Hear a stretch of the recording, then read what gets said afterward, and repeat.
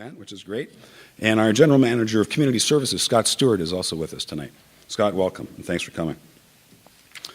I do want to thank all the partners that have helped me bring the series to Burlington. Our promotional partner is Cogeco Cable, TV Cogeco, who continue to support this series by filming our events for future broadcast. This will be on at some point in the future on Cogeco TV 23. Our host partners, which include Brady Financial Group, Brady Benefits, Burlington Hydro, and we're joined by Burlington Hydro President Jerry Smallgains this evening, Pioneer Energy, SB Partners, and we heard from Mike Key, and Union Gas are also some of our great sponsors, and we thank them very much for that. I do want to thank the Burlington Post, who provide us with a weekly advertisement so that we can get the word out. I also want to recognize the volunteers from the Burlington Performing Arts Center that are here with us tonight. You're doing double duty because there's an event going on in the main theater, so we have the potential to have 800 or 900 people in the theater tonight, which is wonderful. We need more nights like that. Certainly I'm thrilled to have Ken Greenberg here as our first speaker for 2012. As many of you know, we are starting an official plan review here in the City of Burlington. An official plan is a statutory document that's required by the province that describes a municipality's approach to land use over the next 20 years. It addresses the location and form of new housing, industry, offices, and shops, as well as anticipated needs for infrastructure, which includes streets, parks, transit, schools, community, and amenities, all that's needed for a growing city. If we have the right official plan, this can be the blueprint for a healthy, prosperous, and inclusive community. Why are we doing the review right now? The Planning Act requires that municipalities update their official plans at least every 5 years. The City of Burlington's last official plan review began in 2002, and the revised document was approved by Halton Region, in 2008. So it's time to undertake another review. As the city continues to change and grow, we must regularly revisit the official plan to ensure that we are realizing the city's collective vision and responding to our community's needs. So, in fact, Burlington is growing in place, and I'll explain what that means, and that's the theme of our official plan review. There are a number of influences to North American society as a whole, and Burlington in particular, that we have to pay attention to. Suburbia, where we live and many others do, was built on cheap oil and cheap land, and neither is true anymore. The suburban's lifestyle has proven to be one of the most significant contributors of climate change causing greenhouse gas emissions. Our desire to move away from the city to suburbia, and I'm quoting Ken's book with this particular statistic, has resulted in more than 2,000 farms and 150,000 acres of farmland disappearing in Greater Toronto area alone, representing 18% of Ontario's best farmland between 76 and 96. The Greater Golden Horseshoe region is still one of the fastest growing areas in Canada as well as North America.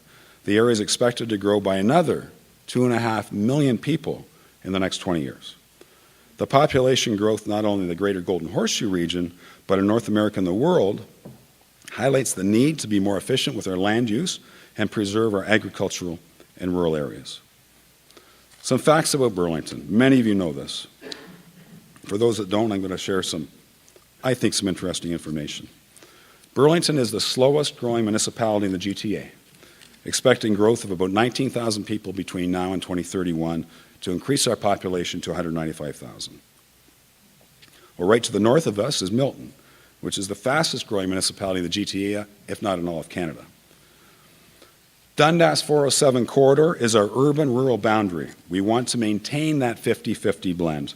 The Mount Nemo, Lowville, and Kilbride areas are just as important to those who live in the urban area as those that live in North Burlington. Once the Alton community is finished, the area just north of Dundas, south of the 407, once the Alton community is complete, there is very little room left for brand new greenfield subdivision development. Going forward, 80% of our growth will occur with infill redevelopment and intensification.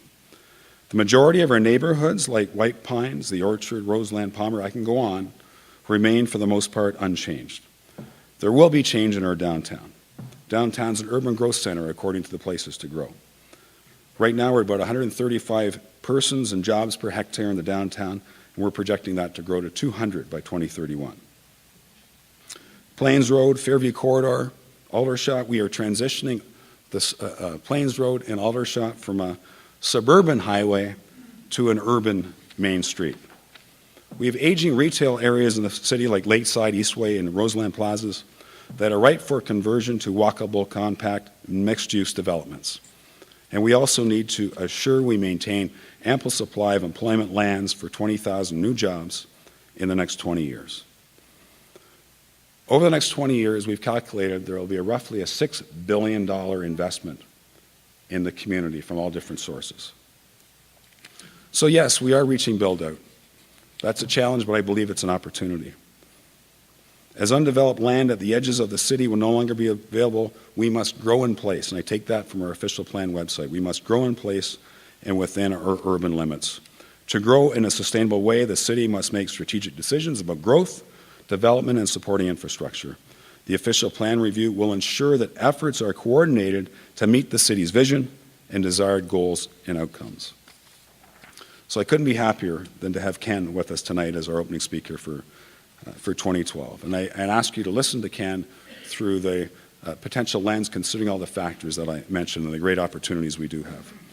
Ken is an architect and urban designer who, for over 3 decades, has played a pivotal role on public and private design assignments in urban settings throughout North America and Europe, focusing on the rejuvenation of downtowns, waterfronts, neighborhoods, and university campuses from the scale of the city region to that of the city block.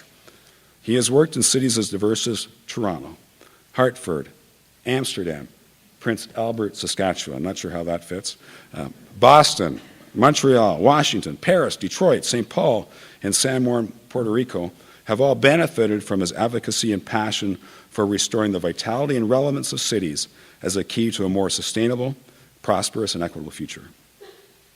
He is a former director of urban design and architecture for the City of Toronto and the principal of Greenberg Consultants. He is recipient of the 2010 American Institute of Architects for Public Design Excellence. Ladies and gentlemen, please join me in welcoming to Burlington, Ken Greenberg.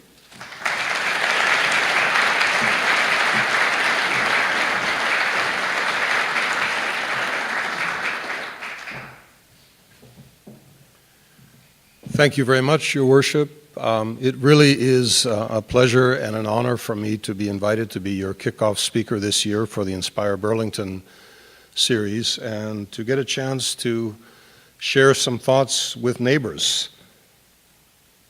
I'm going to be telling some of the stories that appear in my book, Walking Home. I sat down to write this book a couple of years ago, reflecting on the kind of work I had been doing for decades.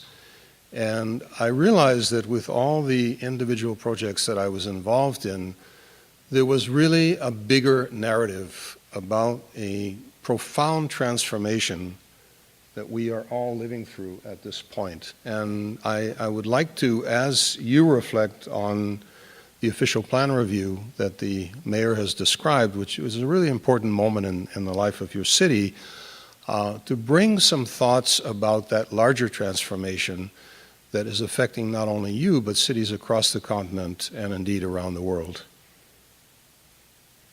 The official plan is a statutory requirement of the province, but it actually has the potential to be much more. It's really an opportunity for stock taking, for considering where you are, where you've been, and where you want to go as a community. And apart from being a significant element of the regulatory framework, it really can be an aspirational document in the terms that you're using in Inspire Burlington. So the bigger picture locally has to do with the Greater Toronto Area, the Golden Horseshoe, and there are 3 provincial policies that are extremely important, and I really hope that the province will have the fortitude to sustain these and to build on them, and they actually work together as a set. Places to Grow, which the mayor mentioned, is actually bounded by the Greater Toronto Area, Greater Toronto Hamilton area Greenbelt, which in turn is wired by the work that Metrolinx is doing, known sometimes as the Big Move. And all of these pieces, the protection of the natural environment, the focusing of development in certain areas where it can be transit supportive development, where it can be based on other forms of mobility, is extremely important. So this provides a very key context for you. And so with that in mind, let's look at that big picture. And this is my little play on Darwin. When I was born just at the end of World War II, I was part of a generation and the generation of my parents that were totally swept up with the love affair that North Americans developed with the car. The car is a wonderful piece of technology, but like many great elements of technology, we tend to abuse them. We test them to failure, and that is certainly what we did for several generations right after World War II.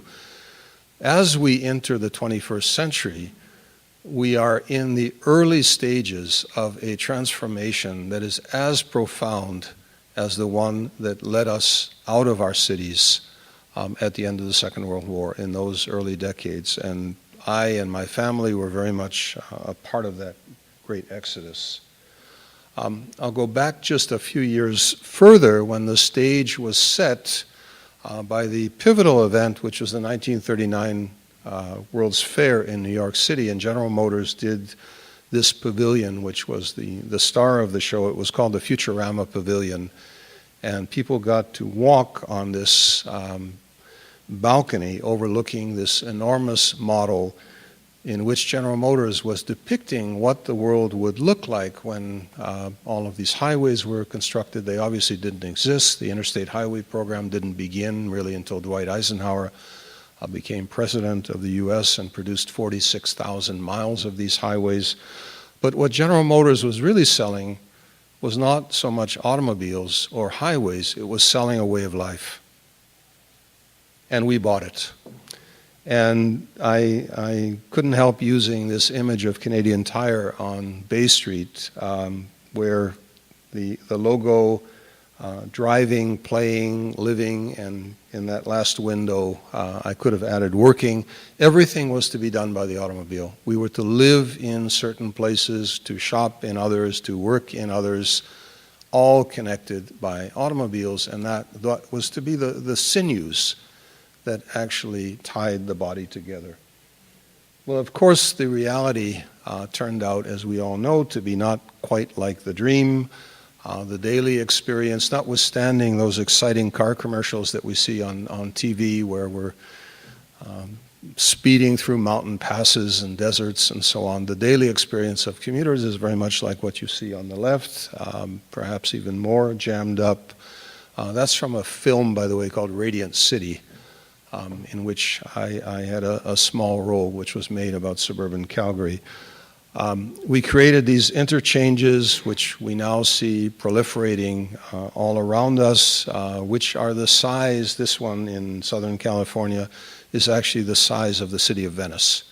You could fit the entire city of Venice in this interchange. But very quickly, this particular dream tests to failure, and this 1960 Life magazine cover points to the fact that as fast as those highways were built, they filled up with traffic and they ended up very much like the QEW beside us. The environmental impacts were not really well understood at that time, but this has become a significant contributor to climate change and to other environmental impacts. Not the only one for sure, but a very significant one. And very importantly, it has provoked a public health crisis. I find that a lot of my work nowadays is with doctors and nurses and people in the public health field, because the combination of young kids sitting in front of screens and being driven everywhere has produced something we have never seen before, which is an incidence of heart disease, diabetes, and obesity in young children, which is really quite astonishing in terms of the percent of kids who are experiencing this. And then the clincher really is, if all these other factors were not in play, is the cost of petroleum. And as we go inevitably from $1.36 or $1.40, whatever it is today, we will rise to $2, $3, $4. All of the assumptions about the way of life based on cheap transportation, as the mayor said, are starting to crumble, and people are realizing that. In 1950, gasoline was 18 cents a gallon in the U.S., and even when you convert the currency, that was very, very inexpensive. An automobile cost about $1,500. And people had the expectation that that supply of cheap energy, not only for transportation, but for heating and cooling spaces with single glazing, using that energy in all kinds of ways that today we would consider profligate and imprudent, was going on. So what happened, and I opened my book with this imaginary description, is that if you walk out of pretty much any city, and I would hazard to guess you could do the same walk probably up Brand Street or a number of arterials here in Burlington, from the historic pre-war center out through the rings of time. After World War II, you will encounter what I encountered, and here I'm showing walking up Bathurst Street, which is in my neighborhood in Toronto, and you can see very clearly the changes. And you go from scenes which are very much like what I just walked through coming over to this theater. The parts of the city that were built before the automobile dominated the environment are easily convertible to a 21st century way of life, one which is based on increased walkability, compactness, mix, all the kinds of vibrant activities that we look for, that you are looking for in Spiral Burlington, and in pretty much every city in the Western world and many other parts of the world. You arrive, as you follow those rings of time, to places like this, where no one is meant to walk, where buildings are not close to the street, where without a car you're absolutely lost, you can't do anything or get anywhere.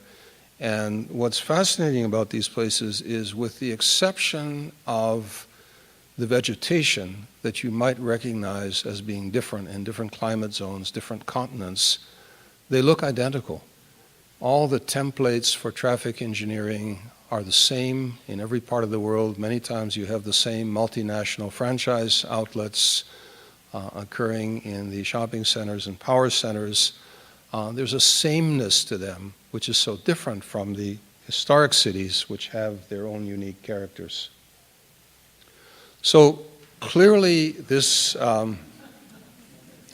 all this didn't pass unnoticed, and even back in 1961, when Jane Jacobs wrote The Death and Life of Great American Cities, and her contest with Robert Moses, who's standing on the beam with her, in Lower Manhattan took place, and she and her neighbors in Lower Manhattan prevented the Crosstown Expressway that would have wiped out a good part of Chelsea, run right through Washington Square, pretty much devastating Lower Manhattan. We saw the replication of this pushback pretty much happening all around the world. The famous local example, of course, was stopping the Spadina Expressway in Toronto, and the Scarborough Expressway and the Crosstown Expressway. Many people don't realize it was part of a whole network.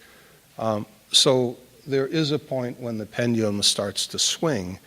And what is remarkable, though, and certainly in the early parts of my career, I never would have anticipated, is the extent to which people have actually started to vote with their feet across cities around the world, as they discover that walkable urban places are more satisfying, they're more sustainable, and they hold the key to economic vitality. So here you see on the upper right, Bryant Park, which is behind the great 42nd Street Library at Fifth Avenue, which was a really dangerous place. It was nicknamed Needle Park, or one of the two Needle Parks in New York City. You have our distillery district at the bottom, and on the left is plan that I worked on with Mayor Lallier in Quebec City for the Quartier Saint-Roch, which was a very sort of down-at-the-heels neighborhood just below the plateau in Quebec City, which began with a public space, and that public space drew all of that development activity and life that you see in that image. This has produced something which is both good news and troubling news. And David Holchansky, who is a colleague at the University of Toronto, a very important demographer, has been plotting what he calls the three cities. And if you look at these images from 1970 and 2005, and he's actually taken this out, projecting the trend line to 2025, what you see is a remarkable flip where poverty used to be associated with the city center. And we even picked up that term inner city as code for poor neighborhoods, which we got from our American cousins. In 1970, you see in the red the concentration of poverty in all the inner city neighborhoods in Toronto. And you see in blue the more affluent areas, and in white the middle class. What happens by 2005 is there is a flip. And everywhere that is walkable, that has access to transit, and in fact was built prior to World War II, has become extremely desirable. And low-income people essentially have been pushed out into the first-ring suburbs. And many of those low-income people, recent immigrants to the country, actually don't have cars, and they find themselves in environments where they're really struggling to get to places of work, to shop, to do all the things that you need to do with very poor transit service in an environment that makes that very difficult. What David Holchansky is projecting further is that with income polarization in the country, the second city, the white, is really starting to disappear, and we're ending up looking like what we used to think Latin America looked like, with a very small population, not so minority of the population that is exceedingly wealthy, and a large part of the population that is becoming increasingly tending toward the poverty line. And this is a really serious problem that goes way beyond planning and urban design that we will have to deal with as a society, but it's being expressed geographically, and no surprise, in every political system, wherever you look, the people of greatest means occupy the places that are considered to be the most valuable. Now, I took these two little diagrams from your planning documents, and I thought it was really interesting, not that you're going to experience what Toronto went through, but it's really interesting when you look at 2000 and 2005, that even in a very minor way, you're starting to see that shift in income as people with slightly more affluence are wanting to live in or near your downtown, which is a very interesting kind of bellwether. This relates directly to mobility, and this is a little study I did with some Ryerson students where I had them look along the rail corridor at the census tracts going northwest from downtown, from Union Station, heading out toward Weston. And no surprise, walking, which is reflected, the greater intensity reflected in the darker colors. As you move toward the center, walking is much more prevalent. The flip with driving, it works the other way. As you get into the lower income areas, as you move out of the center, cycling is very similar. And transit is a little more even, but still much easier to access in the core. So this issue of social responsibility that we have to face as a society is very much tied up in these issues of city planning choices. Looked at from another standpoint, some work that the Board of Trade has done in Toronto is very revealing, looking at the GTA from the standpoint of mobility and how it affects prosperity. And what you see in the top diagram on the right if you look at the red, that's where concentrations of employment occurred. And up until about 1970, the major places of employment in Toronto were located along the subways that had been built from 1949 through 1953, the initial subway, and then the Bloor-Danforth line, with not so much employment. What happened after 1970 is that land use became detached from transportation, or rather, land use gravitated to the highway, away from any form of public transportation, so that now 60% of the people who work in the GTA are actually working in places that are very difficult, if not impossible, to access by transit, which is a really serious problem. And what the Board of Trade has pointed out in the diagrams on the lower part of the slide is that already they estimate in Toronto that there is a $6 billion drag on the economy annually because of congestion. We discovered to our dismay that we have worse congestion in Toronto than Los Angeles. We are actually at the top of the heap in terms of commute times, and I'm sure all of you who get on the QEW know very well what that looks like. And what you see in blue is all the areas where that friction, that congestion, is becoming a serious problem, according to the Board of Trade. If we don't do something, if Metrolinx doesn't get its act together, if we don't make serious investments as a society, as we grow, being one of the fastest growing city regions in North America, we are in for some very, very serious trouble that will interfere with our ability to be a prosperous and successful community. So you can see the proliferation of blue, and of course that is reflected in commute time and also this increased economic pressure. This is really part of a much larger trend, and cracks are appearing everywhere in the auto-dependent paradigm. There's a site on the right there, a website which you might want to look at for your amusement. It's called Dead Malls, www.deadmalls. There are literally hundreds of regional malls across mainly the US that have been abandoned, that just have been shuttered. Some of the smarter developers are actually converting them to other uses. They're just not functioning anymore. In house prices in many cities, bigger cities particularly, people will pay twice as much for a house in a walkable area as in one that is not walkable. I was really fascinated in Calgary, where I've been spending time recently, that people will buy a small bungalow in one of the inner city neighborhoods in Calgary for twice or more what they will pay for a large suburban house on the periphery, because they're really struggling with the commute, and Calgary is not nearly as bad as we are yet. Going back to the public health theme, what's interesting is that New York City's life expectancy is the highest in the US. Why is this? It's for one really interesting reason. People walk, and they take the subways.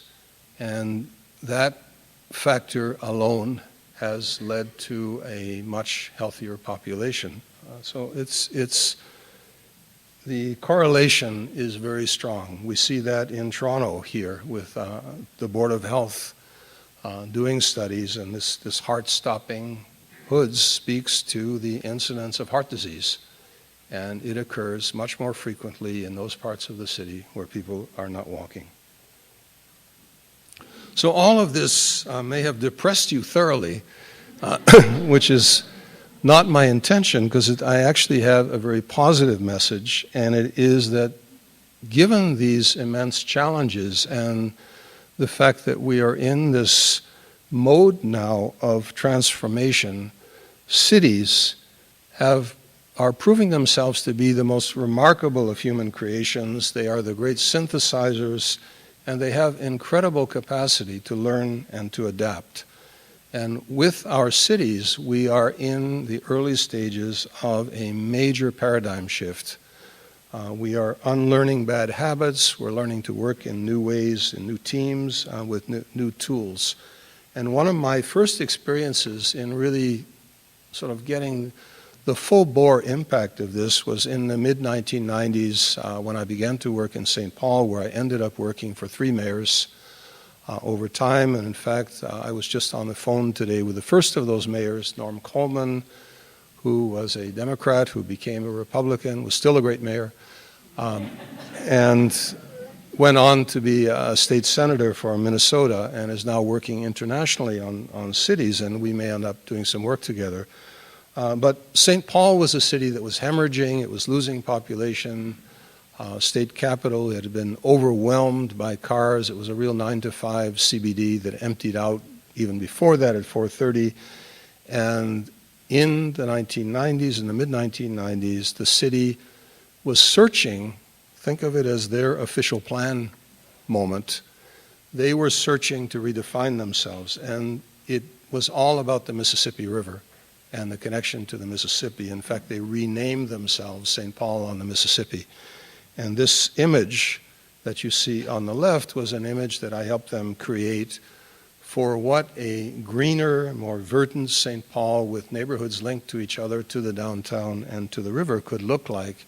And a little microcosm of that transformation is that triangular park you see on the right, which was, at the time I began working there, a drive-in bank in a parking lot operated by First Bank, a major bank. And First Bank stepped up and actually donated that site to the city to create this wonderful little park with the symbolic link to the Mississippi River that you see there, which is a market in summer, a skating rink in winter, and it really was a microcosm of the change.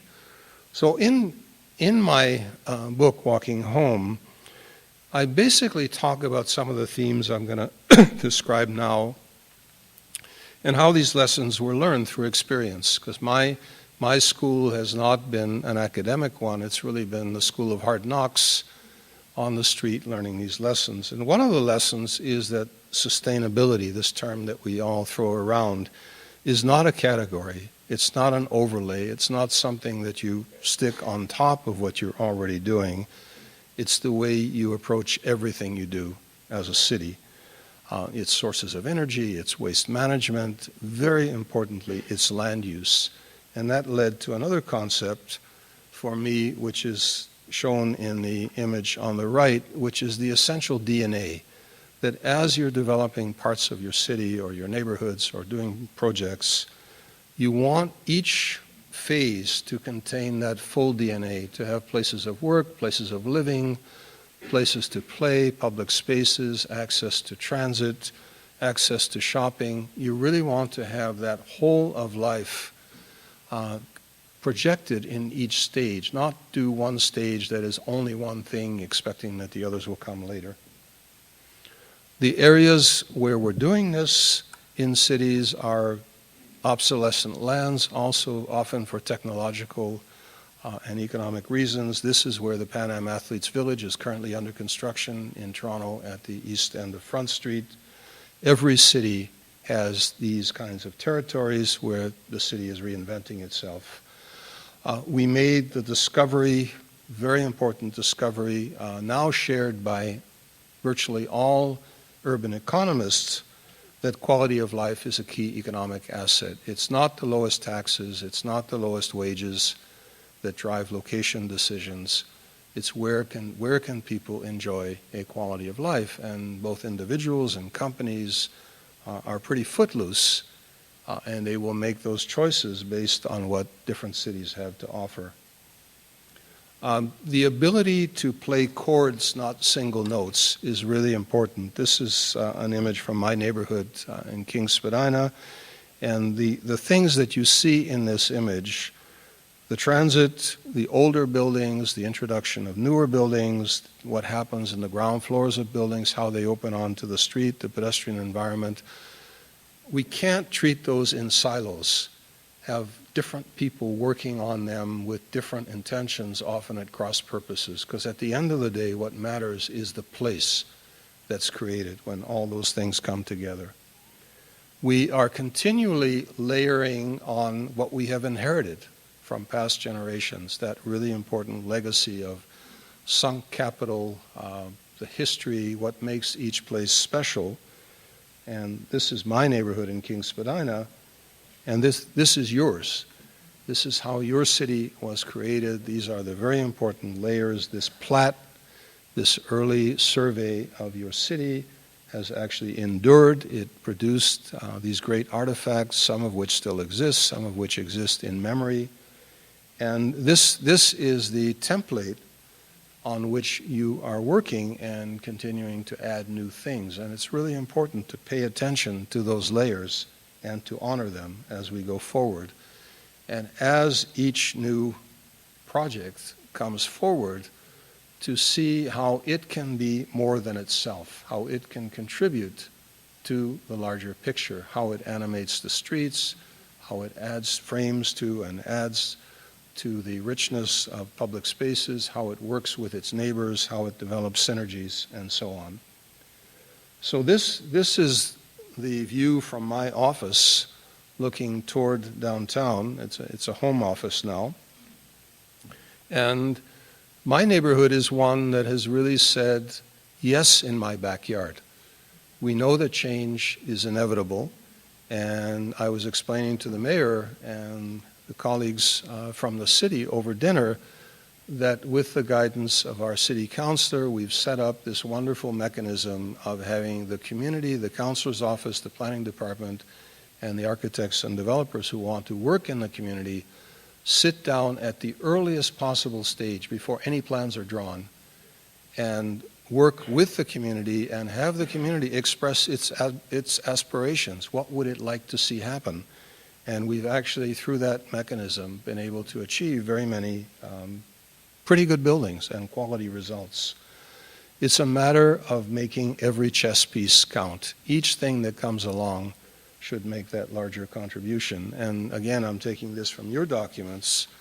These ingredients, your transportation plans, the commitment to the core, the planning tools that you will be using, the Parks and Recreation Plan, the Culture Action Plan, the Community Energy Plan, are all components of that sustainability picture. They all are connected to each other, and seeing those connections is really important.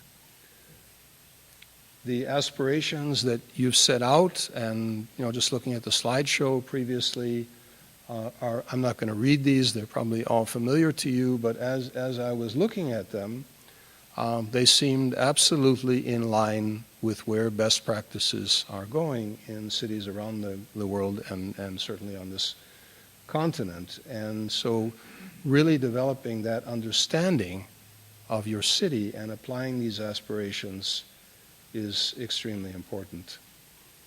And what I'm going to suggest to you is not only the words, but what becomes really important, going back to that image that we created in St. Paul. And your community is small enough to do this. It's really important for people to have a mental image, a picture in their minds, not to be followed precisely in its details, but what will this place look like? What happens when you apply all those words to the canvas that you've inherited, when you take all those precedent images and you actually apply them to the real place? And I would encourage you, as you go through the official plan exercise, to not limit yourself to the words, but to actually start to draw, to model, to think about what this looks like in 3 dimensions and how it actually works with the public spaces, with the buildings, with the natural environment that you have here. And what we did in St. Paul with that image that you saw in the previous slide is to then create a strategic overlay, what I like to call the world in motion, where on one drawing we see all of the elements of the public realm that are being transformed or potentially transformed, and in gray, all of the areas that developers were looking at. So with the idea of making those chess pieces actually play together on the board, it's really important for the public and for all of those actors to be totally aware of what each other is doing, not to have people act as if they're alone and you're just dealing with one thing at a time, but to actually see how the larger picture is evolving. And having done that, to be able to go from that large vision and actually drill down into specific areas. So on the upper left, you see a crescent where we were looking for intense development in the downtown from the state capitol, which is up at the top of the image, crossing the Mississippi River, and then drilling down again to the right of that into a neighborhood where several different development projects that were going on simultaneously could be seen together with the public spaces that they were creating and forming. And finally, the results that you see at the bottom, which is a very automobile-oriented downtown that starts to transform itself in light of a different set of priorities. And bear in mind, this was 1996, 1997. This was already starting to happen. Now there's so much more of this going on in cities. So this theme of transforming public rights-of-way in light of new mobility objectives is a really important one. You've probably seen, many of you have probably experienced what Mayor Bloomberg has done in New York, not only on Broadway, which you see here in Times Square, but throughout the boroughs and in different parts of Manhattan. But this extraordinary transformation of Broadway from 23rd Street up to Columbus Circle at 59th Street is really remarkable. Who would have thought we'd be sitting in the middle of Times Square at a table, a chair, drinking a coffee or a soft drink, when for so many decades it was just overwhelmed with cars and cabs. Mobility has changed profoundly from that 1939 World's Fair image and the expectations that went with it. What we're seeing now is a combination of high-tech and low-tech changes. Who could have imagined that the bicycle would reemerge in the 21st century as such a serious form of transportation in cities all around the world, that there are over 100 cities now that have these bicycle share programs, which we have in Toronto now, and I expect you'll be getting at some point in the near future. But also that with the use of handheld devices, we can now get access to all forms of transportation. And where we're heading, I believe, is that with one device, you will be able to find a bicycle, a car, a ferry, a train, a subway, a bus, and there will be total fare integration. And very importantly, you won't have to own any of those things. When I was growing up, a real important moment in your life is when you got your driver's license. And then another one was when you bought your first car, because the car, which is what the car manufacturers would like us to believe, was a really important status symbol. It defined who you were, what kind of car you were driving. Now, a lot of the young people I know, of my kids' age and younger, have bragging rights if they can say, I don't own a car. Because that means they've really organized their lives in a way where they live in a place that's very convenient. Not to say they don't use cars. They will use Zipcar or car share when they need it for different purposes and different types of vehicles. But our whole relationship with the automobile is changing, and it's not going cold turkey. It's just using it in a different way. I found this image in a bar in Lower Manhattan that I thought was really interesting, the image on the right, and it's hard to read, so I've translated it. That little caption on the upper left says, motor car laws are badly needed, and on the right it says, separate auto paths may be the answer. Well, there were no lanes for cars. The vehicles, so to speak, on the streets were horses and bicycles. And so, if you think of all the struggle over bike paths now, it's just pretty interesting. On the left is King Street in early Toronto, and I was fascinated to see all the bicycles that were part of the scene. So what is this leading to? It's leading to a whole new generation of engineering, which is very exciting, where the street types that we're seeing have reversed the pyramid. And the first place goes to pedestrians, then transit, then cyclists, and the cars are still present, but they don't have the place of priority. It's a very different looking world, and one that feels very different. And you see European cities have been advancing in this transformation. These images are from Madrid, and Madrid has these wonderful tramways, which our mayor, for some reason, doesn't get. I'm not sure why.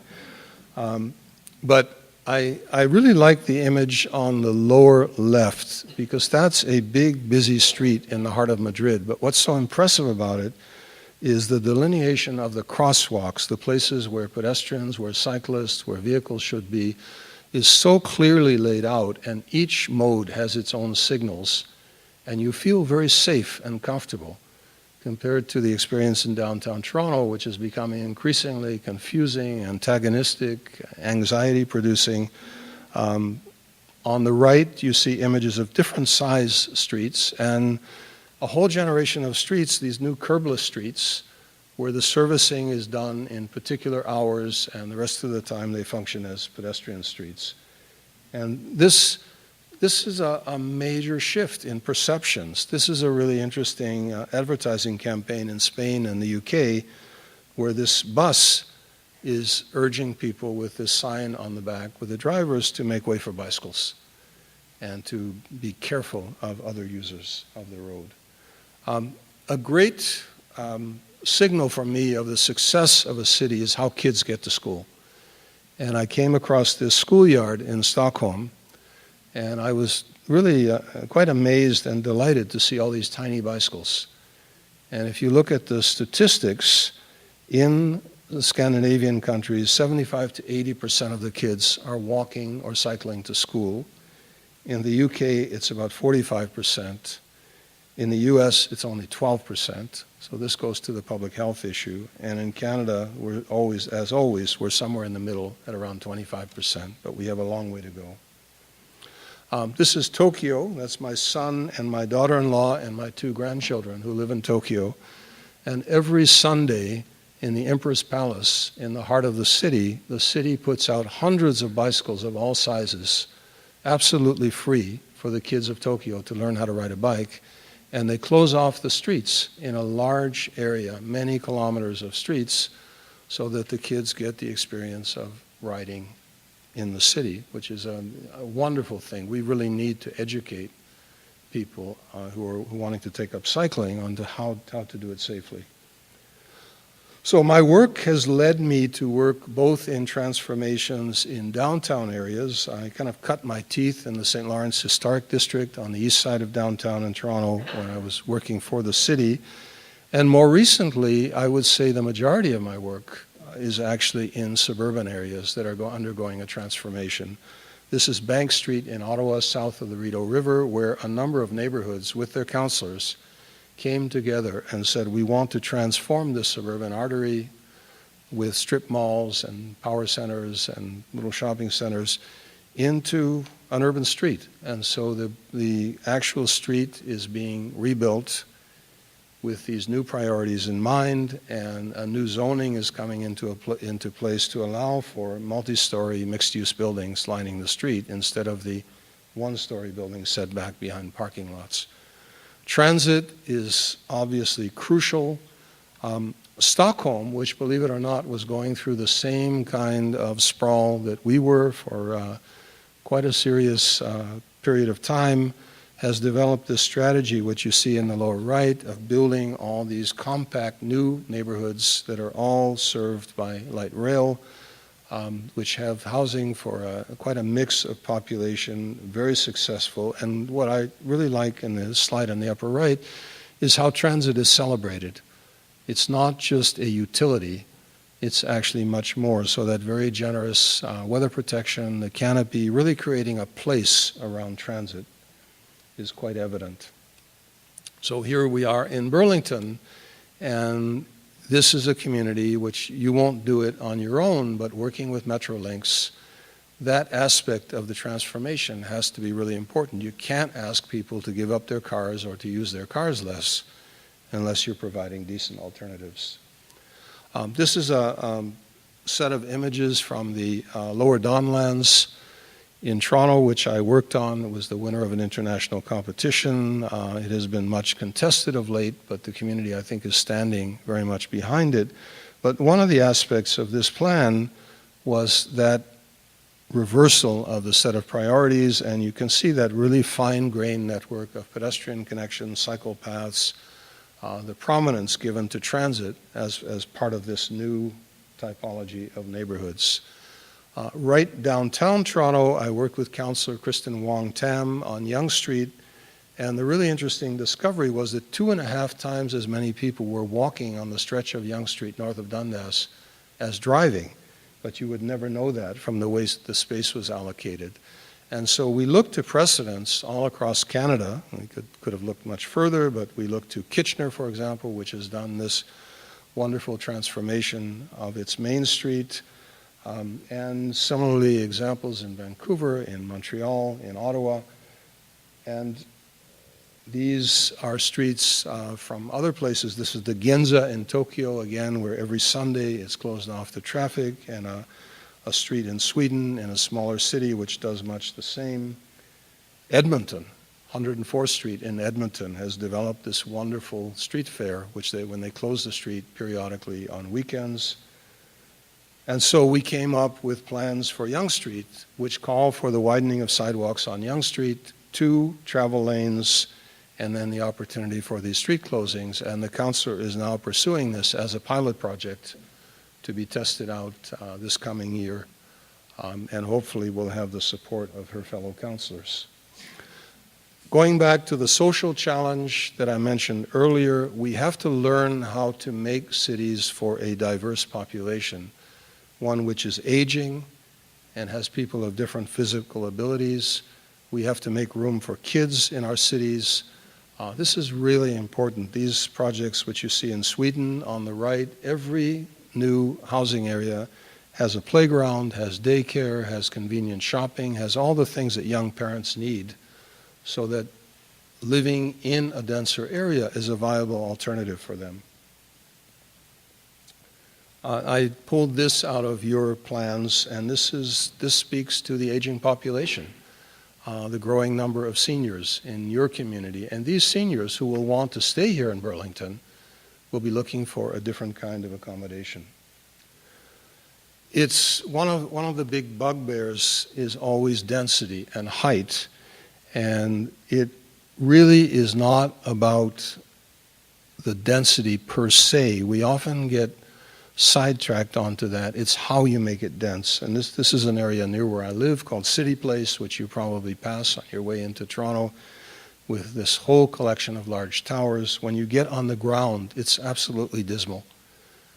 There's a bank, there's a little shawarma place, there's a dry cleaner on Spadina. That's about it. There's really very little that this very large area with thousands and thousands of residents has given back to the city. And I think it's really important to focus on that when you're looking at development. Mix is incredibly important. On the left is a project I worked on with a life science developer in Cambridge, Mass, on the edge of MIT.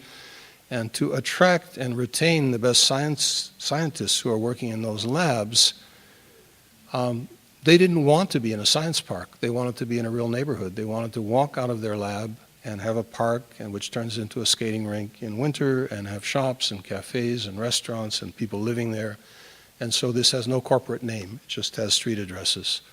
On the right, you see a layering of a pedestrian street with shops, and above that, a floor of people working, and above that, people living. Universities and colleges, and I've worked with about 10 of them now, have become great city builders. Ryerson, with its new learning center on Yonge Street, where Sam the Record Man used to be, has emerged as a major city builder in downtown Toronto.